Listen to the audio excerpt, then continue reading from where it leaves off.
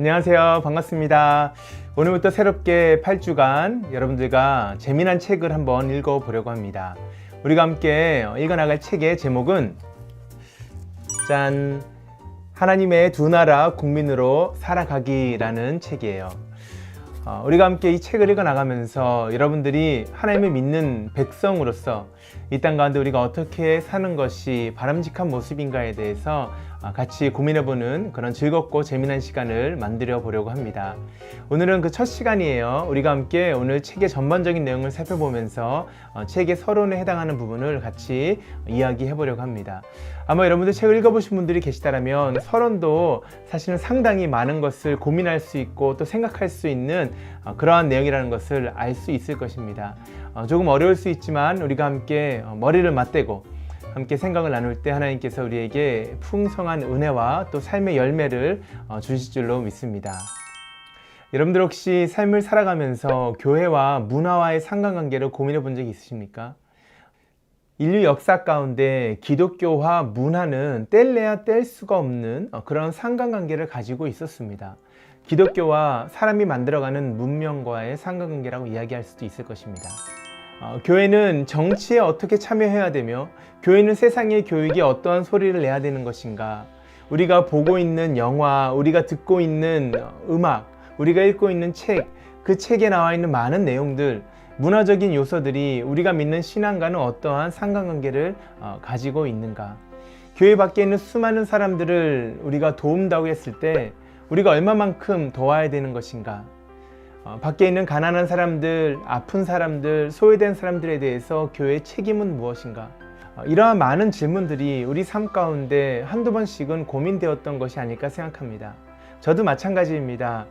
이 땅을 살아가는 그리스도인으로서 내가 과연 어떻게 사는 것이 바람직한 것인가? 내 주변에 있는 수많은 문화들에 대해서 나는 어떠한 반응을 갖는 것이 맞는 것인가를 많이 고민하면서 살아가고 있습니다. 그런 고민하는 분들이 계시다면 어쩌면 이 책이 여러분들에게 그런 고민에 대해서 조금은 도움을 드릴 수 있는 그런 가이드가 되지 않을까 생각합니다. 이 책의 저자는 오늘 현대 기독교에 있어서 많은 사람들이 영향을 받고 있는 이론과 사상에 대한 이야기로 책을 시작하고 있습니다.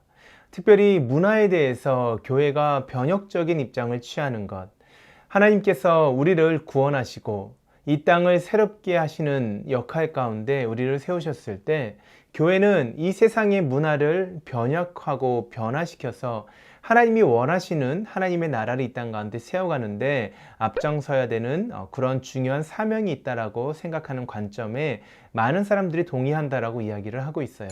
그 관점에서는 성경에 기록된 마지막 때의 모습에 주목하고 있습니다. 하나님께서 새 하늘과 새 땅을 통해서 우리에게 완전하게 새로운 세계를 허락하실 텐데 지금은 이 땅의 많은 것들이 죄로 인하여서 타락하였다는 것이죠. 하나님이 만들어 가시는 새 하늘과 새 땅의 모습을 우리가 이 땅 가운데서는 볼 수 없기 때문에 구원받은 우리들은 우리 삶의 모든 영역에 있어서 하나님이 새롭게 창조하신 그날을 바라보며 소망하면서 이 땅을 마지막 날에 그 모습으로 변혁시켜 가야 된다라고 이야기하는 것이에요.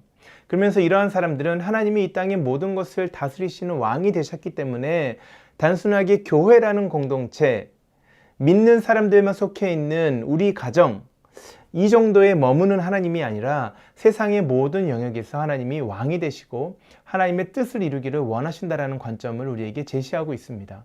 그래서 그 하나님께서 모든 영역에 있어서 왕이 되시기 때문에 교회 안의 모습뿐만 아니라 교회 밖에 있는 세상의 많은 영역에 있어서, 다시 말하면 이 땅에 인간이 만들어가는 모든 문화에 있어서, 인간의 문명에 있어서 하나님의 뜻이 이루어질 수 있도록 우리가 이 세상을 바꿔가야 된다라는 입장을 취하는 거예요. 이러한 입장을 통해서 교회 안에 같이 있었던 수많은 사람들이 도전을 받고 세상으로 나가기 시작했습니다. 그들의 일터에서, 그들의 학교에서, 그들이 속한 문화 영역에 있어서, 예술 영역에 있어서, 경제에서, 수많은 부분에 있어서 하나님의 뜻을 이루기 위해서 열심히 땀을 흘렸다는 것입니다. 그런데 이 책의 저자는 그러한 기독교와 문화와의 상관관계가 성경에서 말하는 모습과는 조금 차이가 있을 수 있다는 것을 우리에게 제시하고 있는 거예요.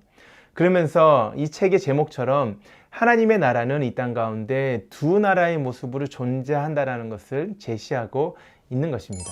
이 책에서 제시하는 두 나라라는 것은 하나는 일반 나라, 그리고 또 하나는 구속의 나라입니다. 일반 나라는 하나님 나라에 속하지 않은 이 세상을 말하는 것이고, 구속의 나라는 하나님의 나라, 곧 교회를 말하는 것입니다. 이 땅에는 일반 나라와 구속의 나라가 함께 존재하며, 예수님을 믿는 우리들은, 하나님의 백성된 우리들은 하나님의 구속의 나라에 속한 자로서, 교회에 속한 자로 살아갈 뿐만 아니라 일반 나라에도 함께 속하여 살아간다라고 이야기를 해요.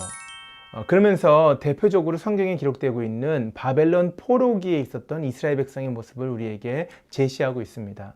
이스라엘 백성이 바벨론으로 잡혀갔을 때 바벨론이 그들이 영원히 거할 처소가 아니었죠. 그들은 다시 예루살렘으로 돌아와야 했었다는 것입니다. 그런데 그들이 바벨론에 있으면서 포로기를 지나는 시간이 마치 이 땅 가운데 우리가 지금 살아가고 있는 우리의 모습과 차이가 없다, 동일하다라고 이야기를 하는 것이에요. 포로로 잡혀갔던 바벨론에 있었던 이스라엘 백성들이 바벨론이라는 거대한 나라를 변화시키고 그 나라를 하나님 나라로 만들기 위해서 그 땅에 머물지 않았다라는 것이에요. 그러나 그 땅 가운데 있으면서 그들은 하나님 나라의 백성으로서의 정체성을 잃어버리지 않고 살았던 것을 우리가 볼 수가 있죠. 다니엘의 모습을 생각하면 우리가 쉽게 이해할 수 있을 것이라 생각합니다. 마치 그러한 모습처럼 이 땅 가운데 살아가는 우리들도 하나님 나라에 속한 자로 살아가고 있지만, 동시에 이 땅에 바벨론과 같은 일반 나라, 그러나 하나님이 여전히 다스리고 계시죠. 그러한 일반 나라에도 속한 자로 살아가고 있다는 것입니다. 교회의 성도인 동시에 이 땅의 한 나라의 시민으로 살아가는 모습을 이 책에서는 중요하게 다루고 있다는 것이에요. 단순하게 세상을 바꾸자, 세상을 변화시키자가 아니라 성경에서 말하는 하나님 나라 백성의 정체성이 무엇인가, 하나님 나라에도 속해 있고, 다시 말하면 교회에도 속해 있고, 동시에 세상의 시민으로 살아가는 우리의 모습, 그러나 그 나라 또한 하나님이 통치한다라고 우리가 이야기할 수 있다면, 과연 교회를 다스리시는 그 하나님, 그리고 이 세상, 교회 밖에 있는 세상을 다스리시는 그 하나님의 섭리 가운데 우리는 어떠한 모습으로 이 땅을 살아가야 되는 것인가? 바벨론의 포로로 살아가는 이스라엘 백성들의 모습을 통하여서, 그리고 그 후에 기록되는 수많은 사람들의 모습을 통하여서 책의 저자는 우리에게 오늘날 살아가는 우리의 모습을 제시하고 있는 것이에요. 그래서 우리가 앞으로 8주 동안에 이 두 나라의 개념이 무엇인가를 한번 배워보는 시간을 가져보려고 하는 것입니다. 아마 여러분들이 이 두 나라에 대한 이야기를 처음 들으셨을 거예요. 그래서 이 개념이 참 생소할 것 같다는 생각이 들어요.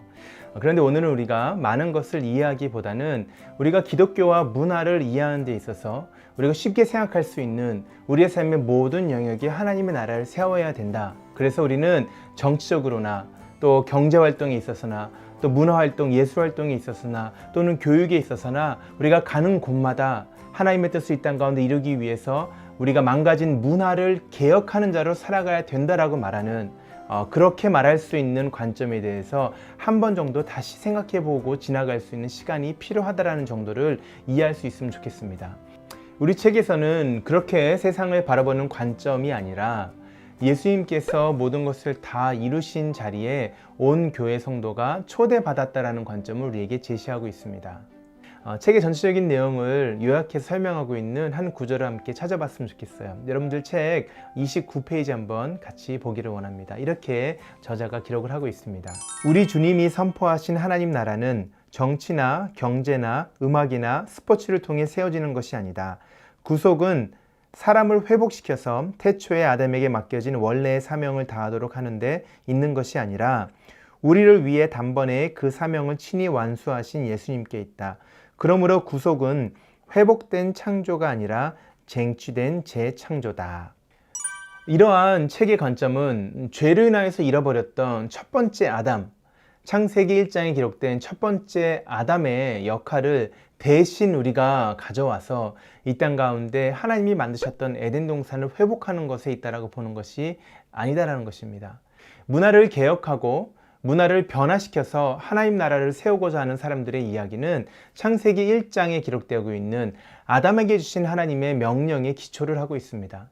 하나님께서 창세기 1장 26절부터 28절에 이렇게 기록을 하고 계시죠. 하나님이 그들에게 복을 주시며 하나님이 그들에게 이르시되 생육하고 번성하여 땅에 충만하라. 땅을 정복하라. 바다의 물고기와 하늘의 새와 땅에 움직이는 모든 생물을 다스리라 하시니라.